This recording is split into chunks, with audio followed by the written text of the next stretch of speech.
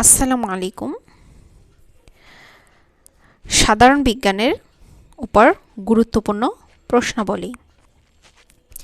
নিচে কোনটি ধাতুর বৈশিষ্ট্য নয়? এটা হলো উত্তর ক, ঘনত্ব কম। মানুষ প্রথম কোন ধাতুর ব্যবহার শেখে? তামা। কোন ধাতু দিয়ে তার বানানো সহজতর? এটা হলো তামা দিয়ে তার বানানো সহজ। নোবেল মেটাল কোনটি বা সবচেয়ে মূল্যবান ধাতু নিচের কোনটি? এটা হলো প্লাটিনাম। সবচেয়ে হালকা ধাতু কি? লিথিয়াম। নিচের কোন মৌলটি সবচেয়ে বেশি সক্রিয়? এটার উত্তর হলো গ। নিচের কোনটি সবচেয়ে ভারী ধাতু? প্লাটিনাম। নিচের কোনটি তরল ধাতু? পারদ। নিচের কোন স্বাভাবিক তাপমাত্রায় তরল থাকে? নিচের কোন ধাতুটি স্বাভাবিক তাপমাত্রায় তরল থাকে? এটা হলো পারদ। কোন ধাতুর গলনাঙ্ক সবচেয়ে কম? পারদের। এর রং কি রকম? এটা হলো এই সংকেতটির রং কি রকম? লাল। কোন ধাতুর উপর আঘাত করলে শব্দ হয় না? অ্যান্টিমনি। কোন ধাতুকে পোড়ালে উজ্জ্বল হলুদ বর্ণের শিখা উৎপন্ন করে? সোডিয়াম। কোন ধাতু পানি অপেক্ষা হালকা? সোডিয়াম ও পটাশিয়াম। নিচের কোনটি অ্যালকালি মেটাল? এটা হলো সোডিয়াম। উড়োজাহাজ তৈরিতে সাধারণত ব্যবহার করা হয় অ্যালুমিনিয়াম। কোন ধাতু সবচেয়ে তাড়াতাড়ি ক্ষয়প্রাপ্ত হয়? দস্তা। কত ক্যারেট বিশিষ্ট সোনা বিশুদ্ধ সোনা? এটা হলো 24 ক্যারেট। সোনায় মরিচা ধরে না কেন? কারণ সোনা অনেকটা নিষ্ক্রিয় ধাতু, তাই। আইআইএ এর উপশ্রেণীর মৌলসমূহের হাইড্রোক্সাইড সমূহ কেমন? ক্ষারধর্মী। কোন মৌল গ্রুপটি পর্যায় সারণীতে একই গ্রুপে রয়েছে? এটা হলো উত্তর হবে খ নাম্বার। সাধারণ লবণের উপাদান কি কি? Sodium chloride. খাবার লবণের মূল উপাদান হলো সোডিয়াম ক্লোরাইড। দৈনন্দিন জীবনে ব্যবহৃত সাধারণ লবণের বৈজ্ঞানিক নাম হলো সোডিয়াম ক্লোরাইড। খাবার লবণের রাসায়নিক সংকেত নিচের কোনটি? এটা হলো খ নাম্বার। টেস্টিং সল্টের রাসায়নিক নাম কি?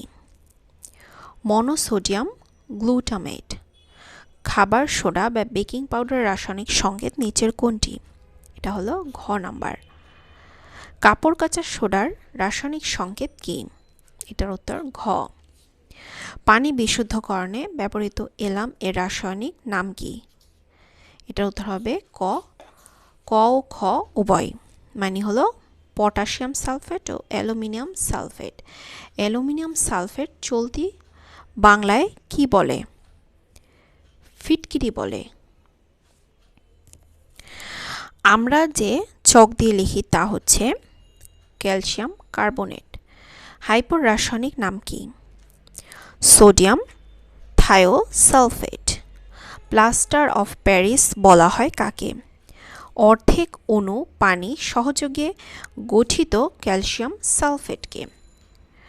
সোডা লাইম হলো, এটার উত্তর হবে খ। কপার সালফেটকে কি বলা হয়? তুতে বলা হয়। তুতে কয় অণু পানি থাকে? 5 অণু। 7 অণু পানির সহযোগে গঠিত জিঙ্ক সালফেটের অণুকে কি বলা হয়? সাদা ভিট্রিয়ল। এই সংকেত হলো একটি সবুজ ভিট্রিয়ল। পিয়ানোর তার তৈরিতে নিচের কোনটি ব্যবহৃত হয়? পেটা লোহা। নিচের কোন লোহায় বেশি পরিমাণ কার্বন থাকে? এটা হলো কাস্ট ও পিগ আয়রনে। কাস্ট আয়রনে কার্বনের শতকরা হার কত থাকে? উত্তর হবে ঘ 1.7 - 4.5। পিস্টন কম্প্রেশন রিংস কি দিয়ে তৈরি? কাস্ট বা পিগ আয়রন দিয়ে। কাস্ট আয়রন প্রক্রিয়ায় উৎপন্ন হয় ফার্নেস। বেশিমার পদ্ধতি দ্বারা কি উৎপাদন করা হয়? ইস্পাত। ইস্পাতে কার্বনের শতকরা পরিমাণ কত? উত্তর হবে ক।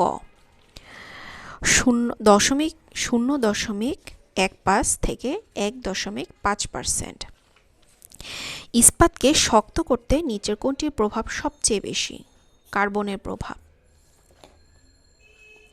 ইস্পাত সাধারণত লোহা থেকে ভিন্ন কারণ এতে সুনিয়ন্ত্রিত পরিমাণ কার্বন রয়েছে। মরিচার একটি গ্রহণযোগ্য সূত্র হলো ঘ নাম্বার, উত্তর হবে। লোহায় মরিচা ধরার জন্য নিচের কোনটি প্রয়োজন? লোহায় মরিচা ধরার জন্য প্রয়োজন পানি ও অক্সিজেন। গ্যালোভানাইজিং হলো লোহার উপর দস্তার প্রলেপ। লোহাকে গ্যালভানাইজিং করতে ব্যবহৃত হয় জিঙ্ক।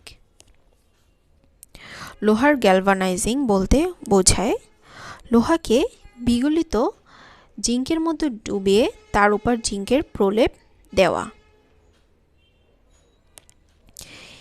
ইলেকট্রোপ্লেটিং কাকে বলে? তড়িৎ বিশ্লেষণ পদ্ধতির সাহায্যে একটি ধাতুর উপর অন্য ধাতুর প্রলেপ দেওয়াকে। স্টেইনলেস স্টিলের অন্যতম উপাদান হলো ক্রোমিয়াম। স্টেইনলেস স্টিলের লোহার সাথে কোন ধাতু মিশানো হয়? নিকেল ও ক্রোমিয়াম। স্টেইনলেস স্টিলে মরিচা না পড়ার কারণ হলো ক্রোমিয়াম। সংকর ধাতু ব্রোঞ্জে উপাদান হলো তামা ও টিন। সংকর ধাতু কাঁসার উপাদান কি? এটা হলো তামা ও টিন। তামা ও টিনের মিশ্রণে কি হয়? এটার উত্তর হবে দুটো, কাঁসা হয় এবং ব্রোঞ্জ হয়। নিচের কোনটি তামার সাথে নিচের কোনটি মেশালে পিতল হয়? এটা হলো দস্তা বা জিঙ্ক মেশালে। সংকর ধাতু পিতলের উপাদান হলো তামা ও দস্তা। গান মেটাল হলো, উত্তর হবে ঘ। 88% তামা থাকে, 10% টিন থাকে এবং 2% জিঙ্ক বা দস্তা থাকে। তো আজকের ভিডিওটি এ পর্যন্তই। ভালো মতো প্রশ্নোত্তরগুলো পড়ে নেবেন। যদি ভিডিওটি হেল্পফুল মনে হয় তাহলে ভিডিওতে একটা লাইক করে দিবেন। আর যারা নতুন তারা তো অবশ্যই বরাবর মতো সাবস্ক্রাইব করে দেবেন। আল্লাহ হাফেজ, আসসালামু আলাইকুম।